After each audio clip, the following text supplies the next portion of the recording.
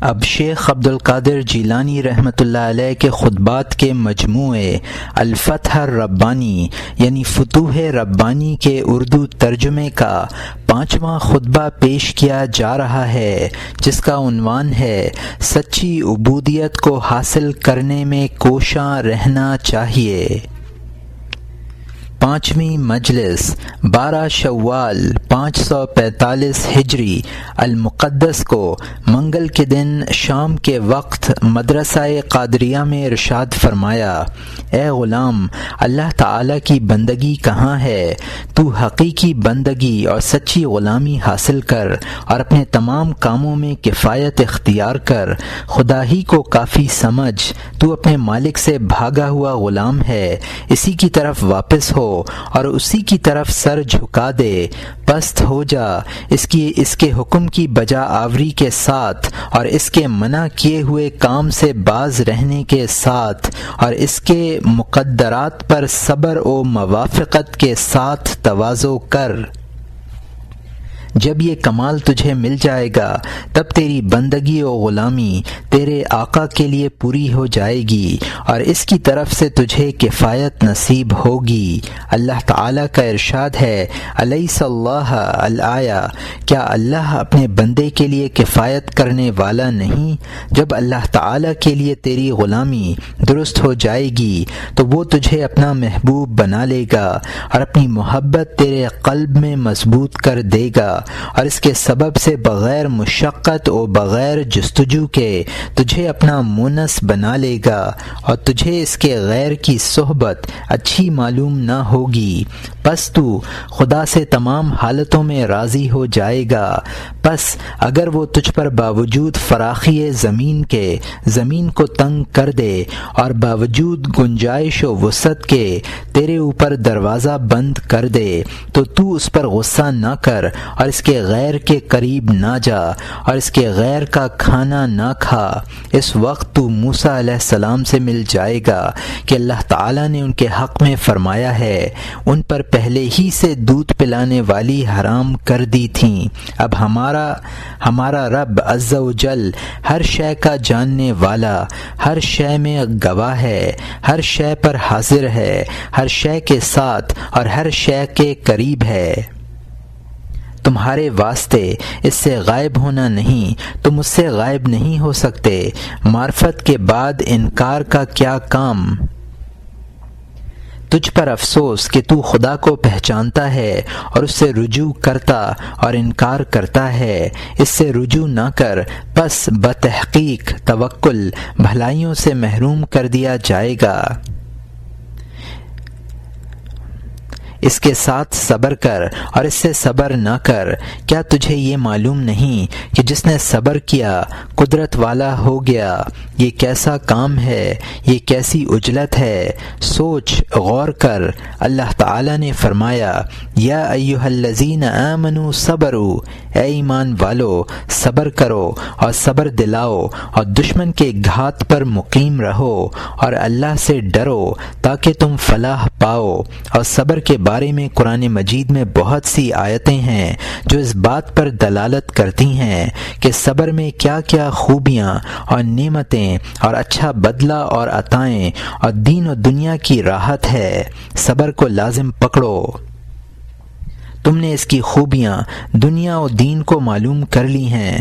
تم زیارت قبور اور صلحاء کی طرف آمد و رفت اور نیک کام کرنے کو لازم پکڑو، یقیناً تمہارا کام درست و راست ہو جائے گا۔ تم اس جماعت سے نہ ہو کہ جب ان کو نصیحت کی جائے نصیحت قبول نہ کرے اور جب سنے اس پر عمل نہ کرے۔ تمہارے دین کی بربادی 4 چیزوں سے ہے۔ اول یہ کہ تم علم پر جسے سیکھا ہے عمل نہیں کرتے، دوسری یہ کہ جس کا علم نہیں اس پر عمل کرتے ہو، تیسری یہ کہ جس کو تم جانتے نہیں ہو اسے حاصل نہیں کرتے، بس جاہل کے جاہل رہتے ہو، چوتھے یہ کہ تم دوسروں کو تعلیم سے روکتے ہو۔ اے اہل جماعت، جب تم مجالس ذکر میں آتے ہو تو تمہاری حاضری صرف سیر و تفریح کے لیے ہوتی ہے، نہ علاج کی غرض سے، اور تم واعظ کے پند و نصائح سے اعراض کرتے ہو اور اس کی خطا و لغزشوں پر نگاہ رکھتے ہو اور استہزاء کرتے ہو اور ہنستے کھیلتے ہو۔ تم اللہ عز و جل کے ساتھ اپنے سروں سے قمار بازی کرنے والے ہو، سچے طور سے سر کو حرکت نہیں دیتے۔ تم اس سے توبہ کرو، اللہ تعالیٰ کے دشمنوں سے مشابہت نہ کرو، اور جو کچھ سنو اس سے نفع لو، نصیحت حاصل کرو۔ اے غلام، تو عادت کے ساتھ مقید ہو گیا ہے، تو روزی طلب کرنے اور سبب کے ساتھ ٹھہر جانے اور سبب پیدا کرنے والے کے بھول جانے اور اس پر ترک توکل کے ساتھ مقید ہو گیا ہے۔ تو اثر نو عمل کر اور اس میں اخلاص کو لازم پکڑ۔ ارشاد الہی ہے، وما خلقت الجن والانس الآخر، اور نہیں پیدا کیا میں نے جن و انس کو مگر اپنی عبادت کے لیے، ان کی ہوس نہ کی اور کھیل کود، کھانے پینے، سونے، نکاح کے لیے پیدا نہیں کیا۔ اے غافلو، اپنی غفلتوں سے جو کہ تیرا قلب خدا کی طرف اپنی غفلتوں سے جو کہ تیرا قلب خدا کی طرف ایک قدم بڑھتا ہے اور اس کی محبت تیری طرف بہت قدم بڑھاتی ہے، وہ اپنے محجوبوں کی ملاقات کا بنسبت ان کے زیادہ مشتاق ہے، جس کو چاہتا ہے بے شمار رزق دیتا ہے، اور جب بندہ کسی امر کا ارادہ کرتا ہے وہ اس کو اس کے لیے مہیا کر دیتا ہے۔ یہ ایسی شے ہے جو حقیقت سے تعلق رکھتی ہے نہ ظاہر سے۔ جب بندے میں یہ باتیں پوری آ جاتی ہیں تو اس کا زہد دنیا و آخرت اور ما سوا اللہ کے ساتھ درست ہو جاتا ہے۔ اس کو صحت، قرب بادشاہ، سلطنت، امارت سب دوست رکھنے لگتے ہیں۔ اس کا ذرہ پہاڑ بن جاتا ہے اور اس کا قطرہ دریا، اس کا تارا چاند اور اس کا چاند سورج، اس کی تھوڑی چیز بہت، اس کا عدم وجود، اس کی فنا بقا ہو جاتی ہے اور اس کی حرکت ثبات و سکون ہو جاتی ہے۔ اس کا درخت بلند ہوتا ہے اور عرش تک اونچا ہو جاتا ہے اور جڑ زمین تک، اور اس کی شاخیں دنیا و آخرت پر سایہ ڈالتی ہیں۔ یہ شاخیں ٹہنیاں کیا ہیں؟ حکم و علم۔ اس کے نزدیک دنیا مثل انگوٹھی کے حلقہ کے ہو جاتی ہے، نہ دنیا اس کو اپنا مملوک بنا سکتی ہے اور نہ آخرت اس کو مقید کر سکتی ہے۔ کوئی بادشاہ اور کوئی غلام اس کا مالک نہیں ہوتا، نہ کوئی دربان اس کو روک سکتا ہے، نہ کوئی پکڑنے والا اس کو پکڑ سکتا ہے، نہ کوئی قدورت اس کو مقدر کر سکتی ہے۔ بس جب یہ مرتبہ کامل ہو جاتا ہے تو یہ بندہ مخلوق کے ساتھ ٹھہرنے اور ان کا ہاتھ پکڑنے یعنی بیعت لینے اور ان کو بحر دنیا سے چھڑانے کے قابل و صالح بن جاتا ہے۔ بس اگر حق تعالی بندہ کے ساتھ بھلائی کا ارادہ کرتا ہے تو اس بندے کو مخلوق کا رہبر اور طبیب اور مؤدب اور تہذیب سکھانے والا اور ترجمان اور تیرانے والا اور نگہبان اور ان کا مہتاب و آفتاب بنا دیتا ہے۔ اگر خدا کا ایسا ارادہ ہوتا ہے تو ایسا ہو جاتا ہے، ورنہ اس بندہ کو اپنے پاس چھپا لیتا ہے اور اس کو اپنے غیر سے غائب کر دیتا ہے۔ اس جنس کے افراد یعنی مردان خدا سے کوئی ہی ایسا ہوتا ہے جس کو مولا تعالی حفاظت و سلامت کلی کے ساتھ مخلوق کی طرف متوجہ کر دیتا ہے اور اس کو خلق کی مصیبتوں اور ہدایت کے لیے توفیق دیتا ہے۔ ورنہ اکثر تو مخفی و مستور ہی رہتے ہیں۔ دنیا کا زاہد آخرت سے آزمایا جاتا ہے، اور دنیا و آخرت کا زاہد دنیا و آخرت کے رب کے ساتھ آزمایا جاتا ہے، اور تم تو ایسے غافل ہو گئے ہو گویا مرو گے ہی نہیں، اور گویا تم قیامت کے دن اٹھائے ہی نہیں جاؤ گے، اور نہ حق عز و جل کے روبرو حساب لیے جاؤ گے، اور نہ پل صراط پر ہو کر تم گزرو گے۔ تمہاری یہ کیفیتیں ہیں، اور پھر تم اسلام و ایمان کا دعویٰ کرتے ہو۔ ہوشیار ہو جاؤ، یہ قرآن و علم جب تم ان دونوں پر عمل نہ کرو گے تم پر حجت بنیں گے۔ جب تم علماء کے پاس حاضر ہوگے اور ان کے قولوں کو قبول نہ کرو گے تو ان کے پاس کی تمہاری یہ حاضری تم پر حجت بنیں گی، اور تمہارے اوپر اس کا گناہ ویسا ہی ہوگا جیسے تم رسول اللہ صلی اللہ علیہ وسلم سے ملتے اور ان کے ارشادات کو قبول نہ کرتے۔ قیامت کے دن ہر ایک کو جلال و عظمت الہی اور اس کی بڑائی اور انصاف کا خوف و دہشت عام طور سے دامنگیر ہوگی۔ دنیا کے بادشاہوں کا ملک جاتا رہے گا اور اسی کا ملک باقی رہے گا۔ قیامت کے دن کل کے کل اسی کی طرف رجوع کریں گے، اور مردان خدا کی بادشاہت، عزت و امارت اور خدا کا ان پر اکرام اور انعام ظاہر ہوگا، تو وہ تو آج بھی بندوں اور شہروں کے کوتوال و محافظ ہیں، اور زمین کے اوتاد، زمین کا قیام انہی کی وجہ سے ہے، اور یہی حقیقتاً خلق کے امیر اور سردار اور اللہ عز و جل کے ان پر سچے نائب و خلیفہ ہیں، نہ کہ با اعتبار صورت ظاہر کے آج حقیقتاً و مانن ایسے ہیں، کل ظاہر ظہور ایسے ہوں گے، یعنی پردہ اٹھ جائے گا۔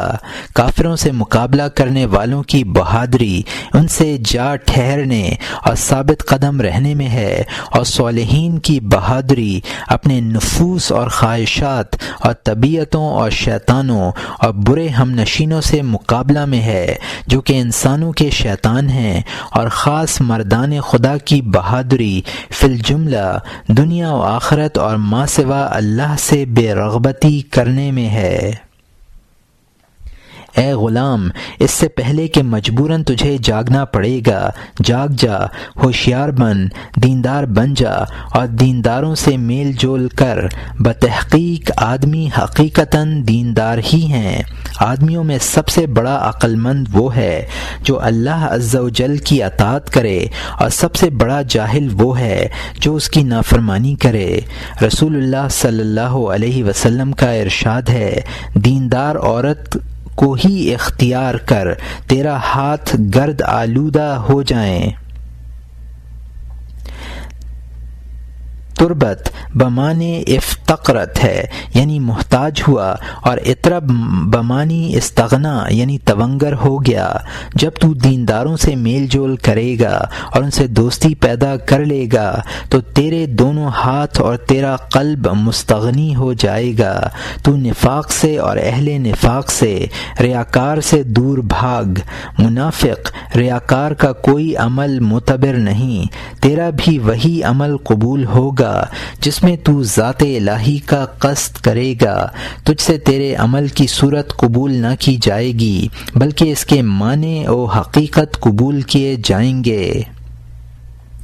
جب تو اپنے عمل میں نفس اور خواہشات اور اپنے شیطان اور دنیا کی مخالفت کرے گا، اللہ تعالیٰ تیرے عمل کو قبول کر لے گا جس میں تو ذات الہی کا ارادہ کرے گا، نہ توجہ الی المخلوق۔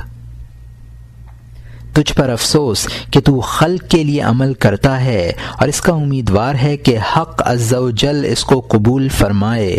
یہ تیری ہوس ہے، تو فخر و غرور اور اپنے سے فرحت و سرور کو چھوڑ دے، خوشی کم کر اور غم کو بڑھا۔ بتحقیق تو غم کدہ اور قید خانہ میں مقید ہے۔ حضور نبی کریم صلی اللہ علیہ وسلم کے حالات پر نظر ڈال، آپ دائم التفکر رہتے، مسرت کم فرماتے، غمگین زیادہ رہتے، بجز تبسم کے بہت کم ہنستے، اور تبسم بھی صرف دوسروں کے دل خوش کرنے کے لیے ہوتا تھا۔ آپ کے قلب مطہر میں غم و اشغال بھرے رہتے تھے۔ اگر صحابہ کرام رضی اللہ عنہم اور امور دنیا کا انفصال جن پر آپ مامور تھے نہ ہوتا تو آپ اپنے حجرہ سے بھی باہر تشریف نہ لاتے اور نہ کسی کے ساتھ بیٹھتے۔ اے غلام، جب تیری جلوت اللہ عز و جل کے ساتھ درست ہو جائے گی تو تیرا سر مدہوش ہو جائے گا اور قلب صاف ہوگا، تیری نظر سراپا عبرت ہو جائے گی اور قلب اثر تاپا فکر، اور تیری روح اور معنی حق عز و جل کی طرف واصل ہو جائیں گی۔ فکر دنیا پردہ اور عقوبت ہے اور فکر آخرت علم و زندگی۔ قلب کی کسی بندے کو تفکر عطا نہیں فرمایا جاتا مگر اسی کے ساتھ اس کو دنیا و آخرت کی حالتوں کا علم عطا فرما دیا جاتا ہے۔ تجھ پر افسوس کہ تو اپنے قلب کو دنیا میں ضائع کر رہا ہے، حالانکہ تیرا معبود حقیقی دنیا میں جو کچھ بھی تیرا مقسوم ہے تجھے ملنے والا ہے، اس سے فارغ ہو چکا ہے اور اس کا ایک اندازہ کر دیا ہے، اور اس کے وقت اس کو معلوم ہے۔ تجھے ہر دن تیرا نیا رزق پہنچتا ہے، خواہ اسے طلب کرے یا نہ طلب کرے۔ تیری حرص تجھے اللہ عز و جل اور مخلوق کے نزدیک رسوا کر رہی ہے، اور ایمان کی کمی کی وجہ سے تو رزق کی طلب کرتا ہے، اور ایمان کی زیادتی سے تو طلب سے مستغنی ہو کر بیٹھ جاتا ہے، اور ایمان کے کامل و تام ہو جانے سے تو طلب سے سو جاتا ہے۔ اے غلام، جد کو ہزل کے ساتھ نہ ملا۔ اور یہاں مترجم نے حاشیے میں لکھا ہے کہ جد قطعی و یقینی بات جس کا کرنا مقصود ہو، ہزل ٹھٹے بازی اور مسخرہ پن کرنا ہے۔ اور یہاں مترجم کا حاشیہ ختم ہوتا ہے۔ بتحقیق جب تک تیرا قلب خلق کے ساتھ متعلق رہے گا وہ خالق کے ساتھ کیسے جمع رہے گا؟ تو سبب کو شریک خدا سمجھتے ہوئے سبب پیدا کرنے والے کے ساتھ کیسے ٹھہر سکتا ہے؟ ظاہر و باطن اور عقلی بات اور غیر معقول بات اور وہ جو مخلوق کے پاس ہے اور وہ جو خالق کے پاس ہے، دونوں کیسے جمع ہو سکتے ہیں؟ وہ شخص کتنا بڑا جاہل ہے جو سبب پیدا کرنے والے کو بھول گیا ہے اور سبب کے ساتھ مشغول ہے، سبب کے ساتھ ٹھہرا ہوا ہے اور مسبب کو چھوڑ دیا ہے، باقی کو بھولا ہوا ہے اور فانی کے ساتھ خوش ہے۔ اے غلام، تو جاہلوں کی صحبت میں رہتا ہے، پس ان کی جہالت تیری طرف بھی بڑھتی ہے۔ احمق کی صحبت نقصان دہ صحبت ہے۔ تو ایسے ایمانداروں کی صحبت اختیار کر جو یقین کرنے والے عالم با عمل ہیں۔ ایمانداروں کا حال ان کے تمام تصرفات میں کس قدر بھلا ہوتا ہے، وہ اپنی مجاہدات اور ریاضات اور اپنے نفس پر اور خواہشات پر غالب ہونے میں کس قدر قوی و مضبوط ہوتے ہیں۔ اور اسی واسطے نبی صلی اللہ علیہ وسلم نے فرمایا ہے کہ مومن کی مسرت اس کے چہرے میں ہوتی ہے اور اس کا غم اس کے قلب میں۔ یہ اپنی قوت کے سبب سے اس بات پر قادر ہیں کہ وہ مخلوق کے روبرو خوشی ظاہر کریں اور غم کو اپنے اور خدا کے درمیان میں مخفی رکھیں۔ ایسے مومن کا غم دائمی ہوتا ہے اور تفکر بہت، اس کا رونا زیادہ ہوتا ہے اور ہنسنا کم۔ اور اسی واسطے حضور نبی کریم صلی اللہ علیہ وسلم نے فرمایا ہے، مومن کو بغیر اپنے رب عز و جل کی ملاقات کے راحت نہیں۔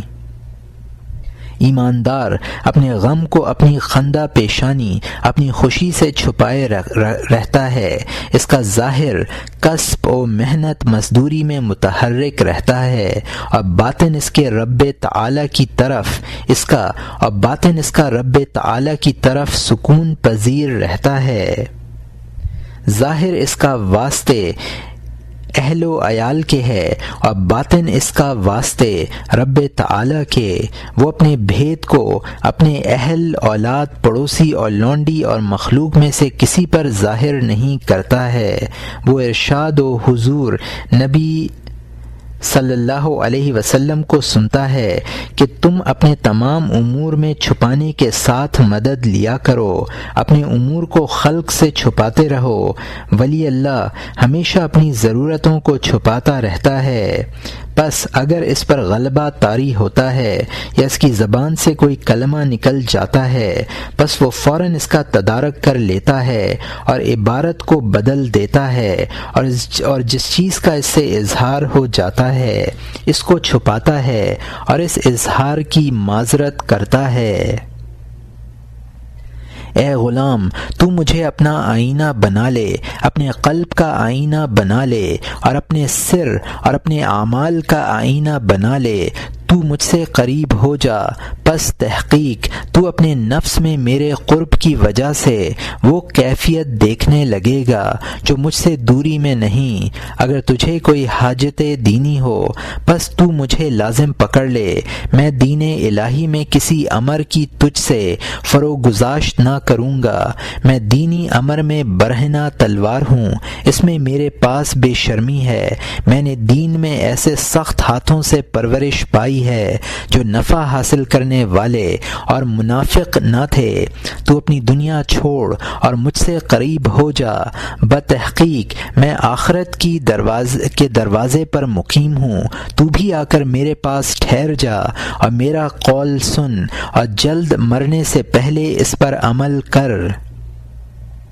اللہ عز و جل سے خوف و خشیت کے دائرے میں رہ کر اسی پر راحت و امن کا دار و مدار ہے۔ جب تجھے اللہ تعالی سے خوف نہ ہوگا، دنیا و آخرت میں امن بھی نہ ہوگی۔ اللہ عز و جل سے خشیت باوجود اس کے سامنے موجود نہ ہونے کے اس کا جاننا ہے، یا وہی بعینہ علم ہے، اور اسی واسطے اللہ عز و جل نے فرمایا انما یخشی اللہ الآیہ، میرے بندوں میں سے مجھ سے عالم بندے ہی ڈرتے ہیں، نہیں ڈرتے اللہ سے مگر وہی عالم جو علم پر عمل کرنے والے ہیں، جو جانتے سیکھتے ہیں اس پر عمل کرتے ہیں، اور اللہ عز و جل سے اپنے اعمال پر بدلہ نہیں چاہتے بلکہ عمل سے مقصود صرف ذات الہی اور اس کا قرب ہوتا ہے۔ اللہ تعالیٰ کی مصابحت اور اس کی دوری و حجاب سے نجات چاہتے ہیں، یہی قصد کرتے رہتے ہیں کہ ان پر دنیا و آخرت میں رحمت الہی کا دروازہ بند نہ کیا جائے۔ وہ دنیا و آخرت اور ما سوا اللہ کی طرف قطعاً رغبت نہیں کرتے۔ دنیا ایک قوم کے لیے ہے اور آخرت ایک قوم کے لیے، اور حق عز و جل ایک قوم کے لیے۔ وہ ایمان لانے والے، یقین رکھنے والے، معرفت والے، خدا کو دوست رکھنے والے، اس سے ڈرنے والے، اس کے لیے عاجزی کرنے والے، غمزدہ شکستہ دل لوگ ہیں۔ یہ قوم بغیر دیکھے اللہ عز و جل سے ڈرتے ہیں۔ اللہ تعالی ان کی ظاہری آنکھوں سے پوشیدہ ہے اور ان کے دل کی آنکھوں کے روبرو موجود۔ یہ لوگ اللہ تعالیٰ سے کیسے نہ ڈریں؟ خدا تو ہر دن نئی شان میں ہے، تغیر و تبدل کرتا رہتا ہے، کسی کی مدد فرماتا ہے، کسی کو ذلیل و محروم، کسی کو زندہ کرتا ہے اور کسی کو مارتا ہے، کسی کو مقبول بناتا ہے اور کسی کو مردود، اور کسی کو قریب کرتا ہے اور کسی کو اپنے سے دور۔ وہ جو کچھ کرے اس پر پوچھ گچھ نہیں، اور لوگ اعمال و افعال سے سوال کیے جائیں گے۔ اے اللہ اپنے سے ہمیں قرب نصیب کر اور دور نہ رکھ، اور ہم کو دنیا و آخرت میں خوبیاں عطا کر اور دوزخ کے عذاب سے بچا، آمین۔